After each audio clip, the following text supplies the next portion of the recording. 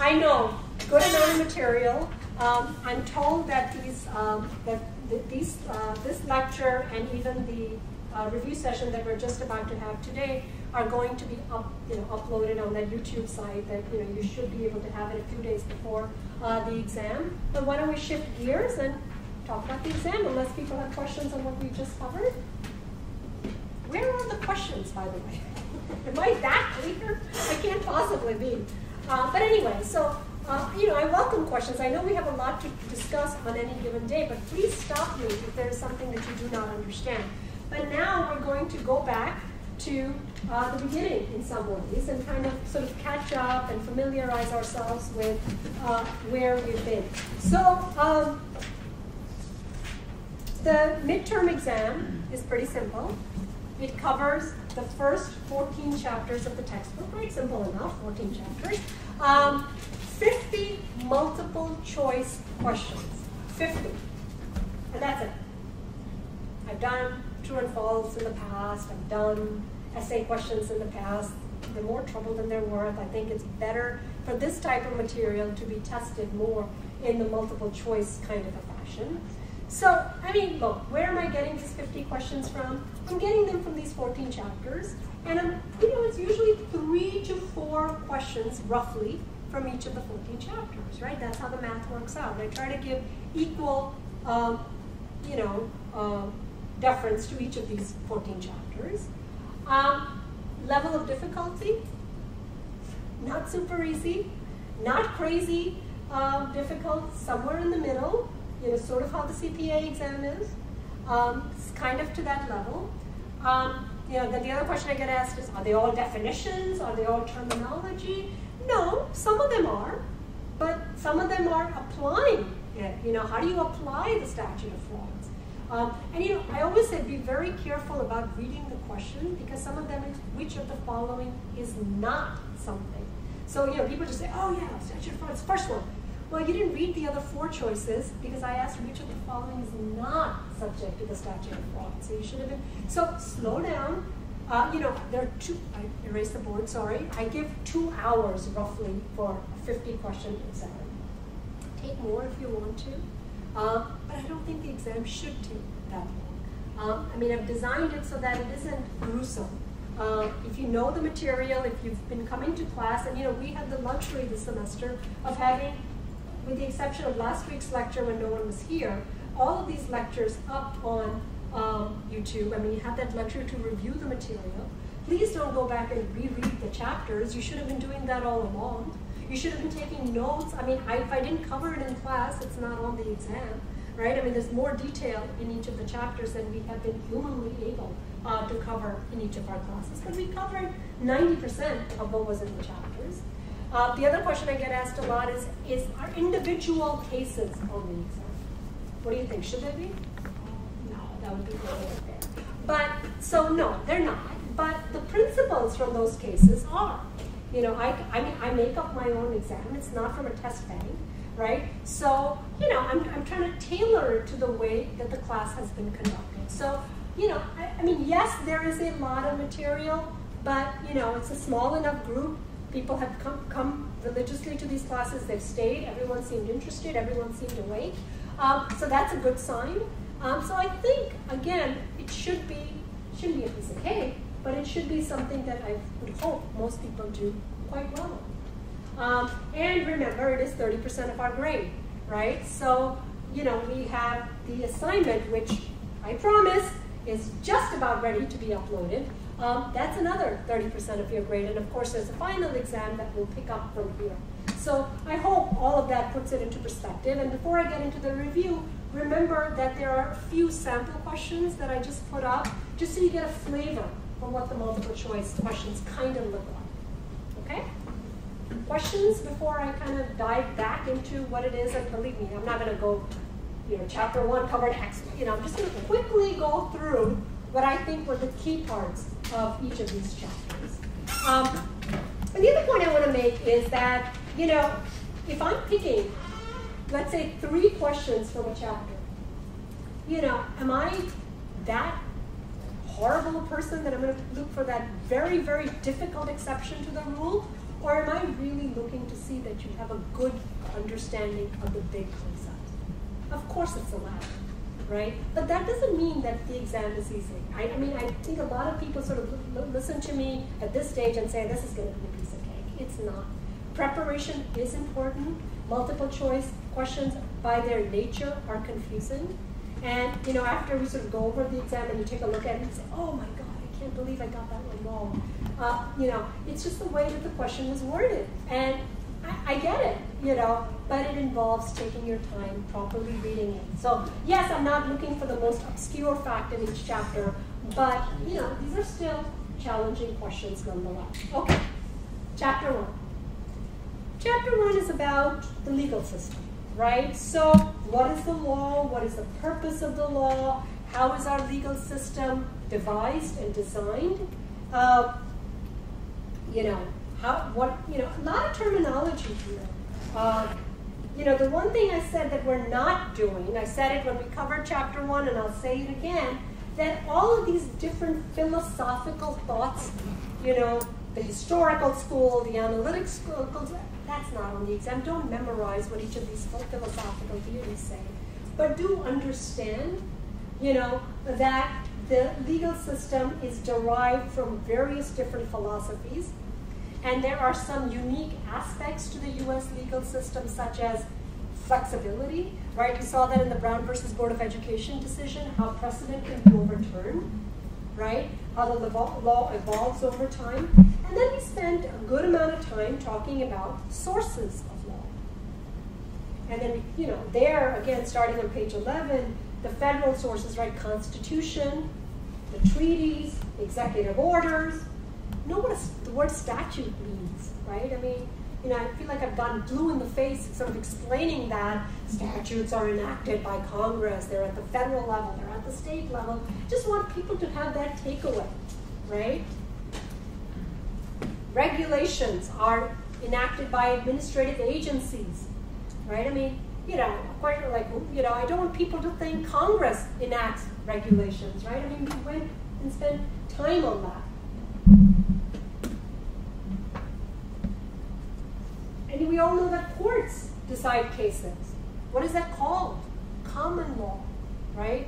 And, you know, the precedent that courts declare in each of those cases becomes sort of the guiding principles for later cases. It's something called the doctrine of stare decisis, right? That's on page 14. Understand that this is terminology that is synonymous with precedent, right? Because we just sort of went over and over that. And understand that, you know, there's a hierarchy in the law, right? There's priority in the law. Federal law takes precedence over state law. The Constitution is, you know, the supreme law of the land. If, you know, state law can always be more broader than federal law, but if it conflicts with federal law, state law will lose, federal law will win over state law.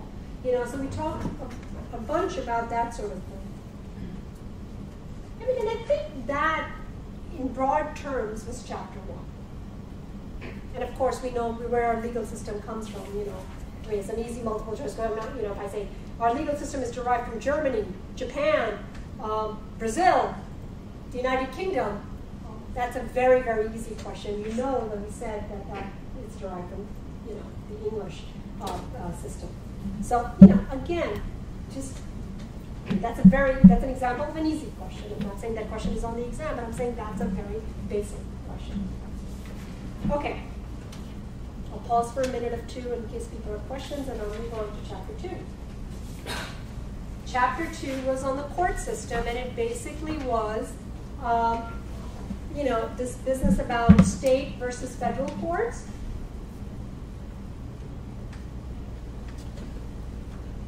And then I sort of joked that even though I don't often write on the board, I don't know if I wrote on the board, and I showed you one of the slides that basically showed that it's almost 3 tiers, right? Every case starts off, not every case, 99% of the cases start off at the trial court level. And then the second level is what? Intermediate appellate court, and then some sort of a Supreme Court. right? That's the structure, whether you're talking about state or the federal system.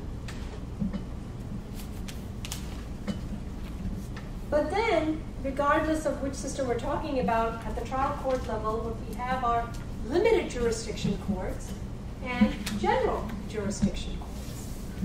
And the name says it all. Limited jurisdiction means a court has limited authority to hear only certain types of cases. Can anyone give me an example of a limited jurisdiction court at either the state or the federal level? To show me that you've been studying all along? Yeah, like a traffic court. Family court. Family court, very good. Those are all examples at the state level. A tax court. Bankruptcy court might be an example at the federal level because you can just see by the name. They're very, very limited, right? So from there we know that not every case is to the satisfaction of the parties. It could potentially be appealed to the next level and perhaps even further. But remember that the trial happens only at the trial court level. The job of an appeals court is to see whether or not there was a potential wrongdoing, a mistake that happened that makes that verdict either be overturned or modified, or should it stay the same? Right? That's the job of an appeals court. They don't take any new evidence. They don't hear any more witnesses. Their job is to look at the record below and decide. And we also said know the names at the federal level, right? What is the name of the trial court level at the federal level? What is it called? United States District Court. Right? Court of Appeals. United States Court of Appeals in various circuits is what the intermediate level appellate court is. And of course we know the Supreme Court, United States Supreme Court, is where all appeals go from the federal and even potentially from the state side.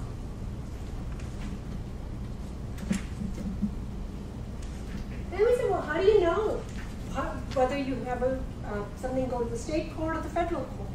And we said, well, that varies depending on, is it a federal law or a state law? If it's federal statute, it has to go to federal court. If it's state statute, certain things are just under state court. But then we talked about a very, very important thing called the diversity of jurisdiction. What does that mean? Citizens of two different states and the dollar amount over a certain level. Remember that? $75,000? Then you have a choice of federal versus state. And some other concepts. Someone has to have what's called standing to sue, which means there could be a fabulous case out there, but if you're not affected by it, you don't have standing to sue, right? So standing is just anyone who brings a lawsuit should have some legal stake, recognizable legal stake in that dispute. We talked about jurisdiction. You could bring something to the right court, but does the court have jurisdiction, subject matter jurisdiction, meaning hearing that type of a case, but also personal jurisdiction? And we saw that concept is getting easier and easier because, for example, everyone has connections, it seems, particularly businesses, when they transact business across state lines or even across country lines, national lines, right? So, but a court has to have jurisdiction, not just subject matter jurisdiction, but personal jurisdiction over the parties that come before. And we said that it's really, really a good idea to negotiate into contracts, for example, with parties, to have what are referred to as choice of law and choice of forum. These are discussed on pages 37 to 38, and they were discussed in our lecture as well. So I'm just highlighting the concepts for you as a reminder. And that takes me to the end of my journey in chapter 2. Chapter 3 continued with the court system and basically talked about the parties. Who's a plaintiff? Who's a defendant? What kind of papers do they file in court, right, in a civil case? So please understand what a complaint is, what an answer is, what a reply is, what a cross-complaint is, and who files what.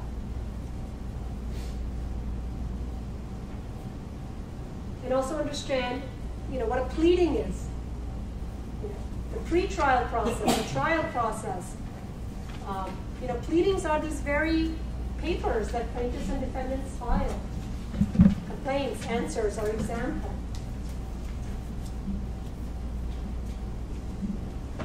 What is a class action lawsuit? When a few plaintiffs decide to bring a case together because the subject matter involves a very similar injury that a court can decide together instead of hearing 50 different similar cases. What is statute of limitations? Everyone knows that, right? The legal time frame within which to bring a lawsuit. And then, even before something goes to trial, you have something called discovery. What is discovery? And what are the different forms of discovery? What is a deposition? What are written interrogatories?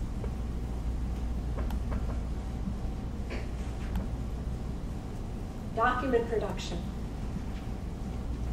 Physical or mental examination, pages 49 and 50. And again, not anything new. We're just walking down memory lane here.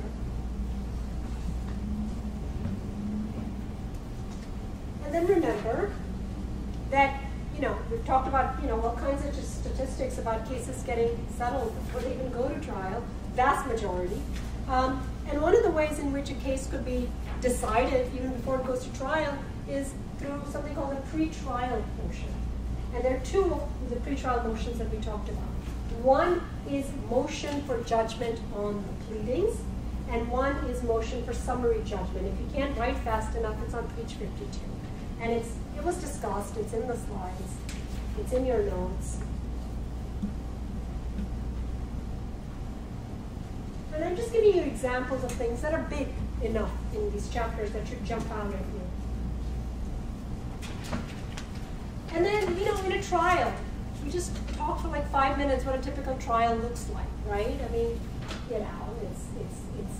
does everyone have a right to a jury in a criminal trial? Yes, well, we were talking about a civil case, not always. And by the way, not every party wants a jury, right? Sometimes, just given the sophistication of the case, you might have parties agree to have their case decided by a judge instead. Right? But to the extent that a case is going to be decided by a jury, it starts off with jury selection, and you seat the jury, and then you've got the plaintiff, and you've got the defendant, and you've got the theater, right? Opening arguments. Plaintiff has a burden of proof. Plaintiff goes first. Plaintiff puts up, their witnesses, cross-examination. The defendant goes next. Same deal. Closing arguments, jury deliberates, there's a verdict, right? Some cases get appealed, as we've said. Well, that's what would happen. At that point, if one party wants to go ahead and appeal, the record below can be examined and, the appeals court can decide. We know that, trials are costly, they take up a lot of time, they're uncertain. There are alternatives to litigation, thank God. What are they? Well, we discussed a few of them starting on page 59. Please know the difference between, negotiation is pretty basic, and there are more sophisticated examples such as arbitration, mediation, others are also discussed. Know the basic differences between negotiation, arbitration, mediation.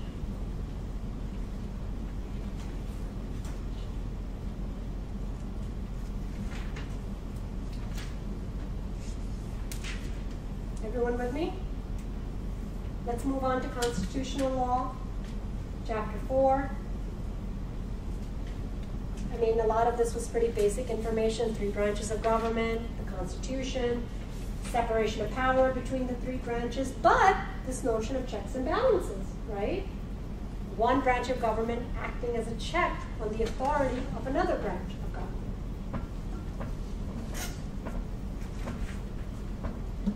What is the Commerce Clause?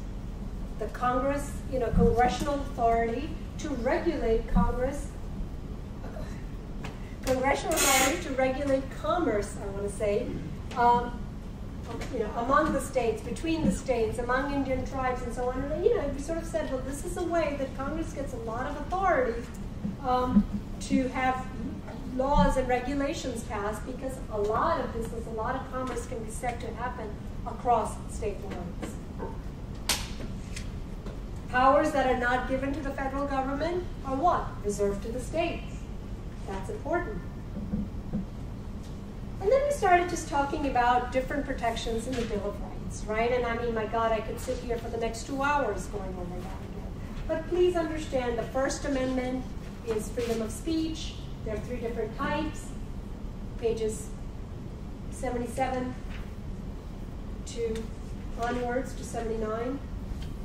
Freedom of religion,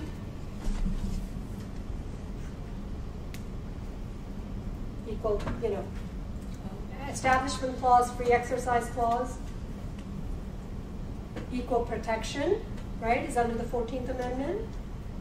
And that's sort of this notion that everyone should be equal, right? And we said that's true, but there are different standards of review, page 83 onwards, strict scrutiny, intermediate scrutiny, rational basis. Right? Go back to your notes, go back to this, and understand the differences.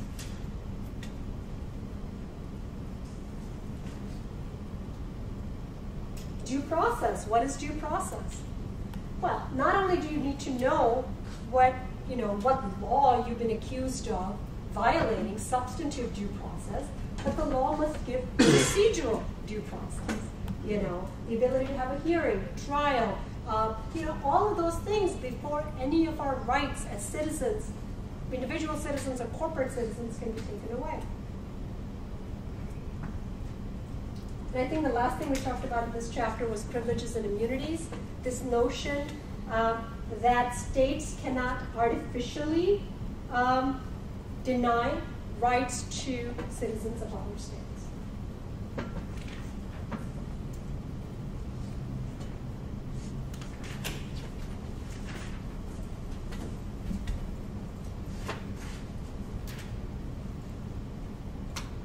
Chapter 5, torts. And again, I think this is one of those times that I might have actually written on the board, the 3 different categories, right? Intentional torts, unintentional torts, also known as negligence, and strict liability. First of all, what is a tort? It's not a crime. It is a private wrong between 2 parties resulting in a civil. And then I'm not going to go through all of them, but know the big examples of intentional torts. How is an assault different from a battery? What is false imprisonment? What is one of the exceptions to false imprisonments? Remember the shopkeeper's privilege?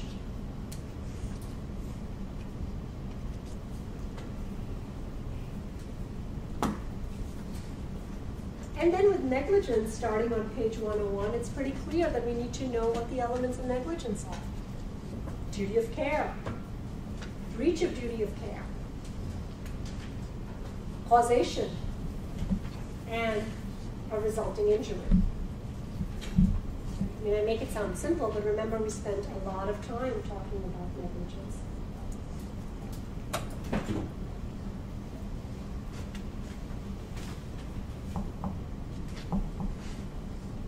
And you remember negligence can come in different varieties. There's also such a thing as professional malpractice. That's a special type of negligence, for example. And then, you could have defenses to negligence. Please know the difference between comparative versus contributory negligence. I went out of my way to explain how contributory negligence is such a harsh rule compared to comparative negligence that looks at the negligence on both sides in terms of whether or not a defendant should be liable. And then we just introduced the concept of strict liability, saying that, at some point certain behavior that a defendant engages in, even though it may be perfectly legal, is so dangerous that we're going to hold the defendant liable strictly, regardless of fault. And that kind of is a segue into the next chapter, chapter 6, on product liability. And we said how product liability doesn't really work with fraud or misrepresentation or negligence, because you have to kind of, as a consumer, prove who did what. And strict liability has been adopted as long as you can show that the product was defective and there was an injury that resulted, economic or physical injury. So again, liability without fault, and how do manufacturers and distributors and all of these parties in the chain of distribution protect themselves when strict liability is what is going to be imposed on them for a defective product? They purchase appropriate levels of insurance. It's built into the cost of doing business, essentially. It's a public policy decision. And starting on page 119 are the various types of defects that a product could have. It could be defect in manufacturing, it could be defect in packaging, it could be defect in design. I mean, all kinds of things. And remember, we had a nice discussion and a few cases that kind of brought this all about.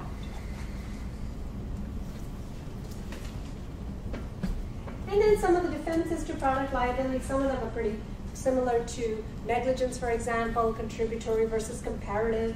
But other things like, what if someone assumes the risk? What if someone uses a product in an abnormal way? So it's not like, yes, the defendant is strictly liable, but they could potentially have a legitimate defense as to why they should not be liable. Oh, and by the way, there was something else here, 125, the difference between statute of limitations and statute of repose, right? Because some states have enacted laws that you won't measure the time within which to bring a lawsuit from the time of injury. That would be statute of limitation, but rather from the time that the product was sold. In a way, that's statute of repose, in a way to make the manufacturer's liability last a short period of time. Or manufacturer, anyone in the chain of distribution, I should say.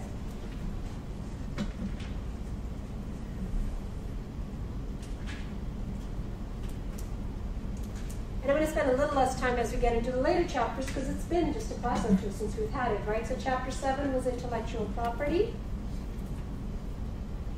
And we talked about 4 different kinds: trade secrets, patents, copyrights, trademarks.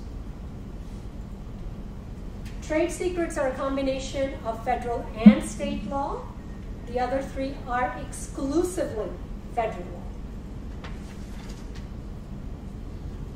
So go back and see what a trade secret is, how you're supposed to guard the concept of reverse engineering, for example, page 132. We know what a patent is, right? Know the basic definition. Understand that patents only last for a period of time. They're not renewable. And if you have a patent, you want to go ahead and file an application, because if you don't, within a certain period of time, remember there's something called the 1-year rule, or the 1-year on sale rule, which basically says that if you don't file a patent application on time and you put it out there, you're not entitled to a patent.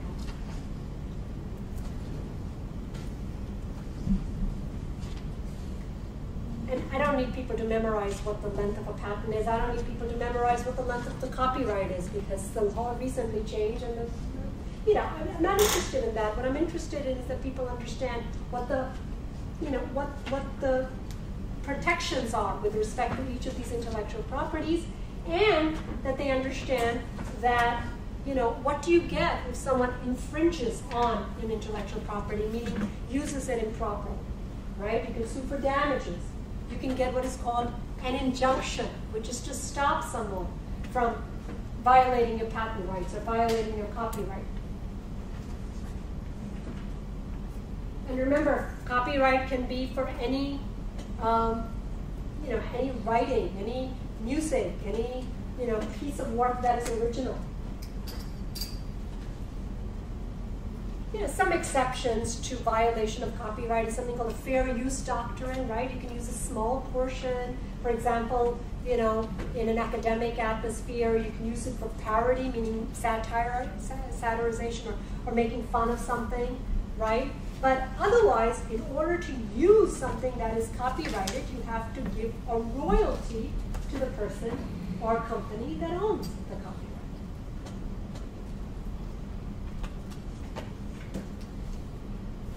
What is a trademark? Sort of this registered mark or a slogan or something that is so valuable to a company because it is so associated with who they are, right? That's what intellectual property is. It could be quite valuable even though it isn't like a building or something, that tangible. Trademarks are a little bit different. You register them with the same office that you go to patents with, patent and trademark office, but trademarks you only get for 10 years. You have to renew them over time. And it's partly because, the government wants to know, are you still in business? Are you still using something for commercial purposes? But also, as we saw, that you have to prove that your trademark is still yours, that it hasn't kind of become so generic that you don't even get a trademark protection, right? We often said that certain brands are being so overused that they might not even get trademark protection. And we give examples of that, like, Googling something, Xeroxing something. You're just using the name of the company to define what the actual service is.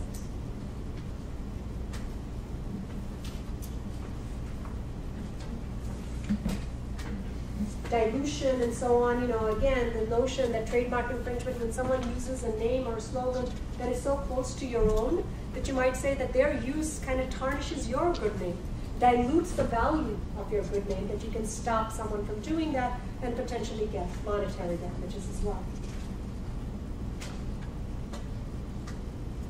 And then we moved on to criminal law. And boy, that was another chapter that was packed with so much information.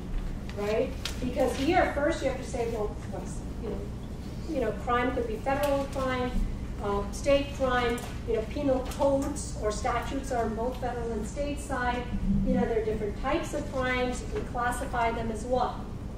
Felonies, misdemeanors, violations, which is the more serious of the three. Felony, of course. There can be crimes that are intentional crimes or non-intentional crimes. And they're all crimes, but the degree sometimes defines what the penalty might be. And we talked a little bit about criminal procedure because it is a little bit different from civil procedure, right? Because the government brings charges. The government has the burden of proof. The government is the prosecutor. Arrest, warrant, arraignments, indictments, these are all parts of criminal procedure, pages, I want to say 160 onwards, but they're not a part of civil procedure. Plea bargaining, you know what that is. Government may negotiate with the defendant to agree to a lesser crime for, a ready conviction. Different types of crimes, I'm not going to go over all of them, know what they are, know what the felony murder rule is, by the way. That was another sort of thing that we talked about. Where is the felony murder rule? It's here, page 164. And there are various other types of violent crimes, and then know what a white-collar crime is, non-violent crimes, things like embezzlement, bribery, things like that. And then we moved on to constitutional protections for criminal law. Fourth Amendment, search and seizure. No unreasonable searches and seizures without warrants. What is the exclusionary rule? If evidence was seized that should have been subject to a warrant, or was an improper search or seizure, the court can throw out that evidence. That's what the exclusionary rule is. Page 173. That's the Fourth Amendment. What's the Fifth Amendment? The right not to incriminate yourself. That's where Miranda rights come from.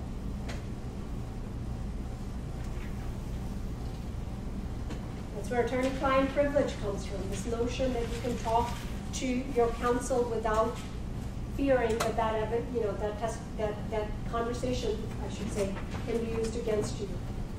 Fifth Amendment also has protection against double jeopardy. Page 179, no defendant can be prosecuted of the same crime in the same jurisdiction. And remember, criminal cases are different from tort cases. The burden of proof is different, right? Guilt beyond a reasonable doubt versus more likely than not, right? Criminal cases carry with them a much higher burden of proof on the government. Same act can be a crime as well as a tort. Sixth Amendment basically says that you have a right in a criminal case to a jury trial. Eighth Amendment, protection against cruel and unusual punishment. So, know what the Fourth, Fifth, Sixth, Eighth Amendments stand for. We're a little bit past our time. I'm not going to spend a whole lot of time on contracts law because it started last class. I'm just basically going to say that chapters 9 to 14. Right? Chapter 9 was a chapter on the 4 elements of a valid contract, and it also had a lot of terminology.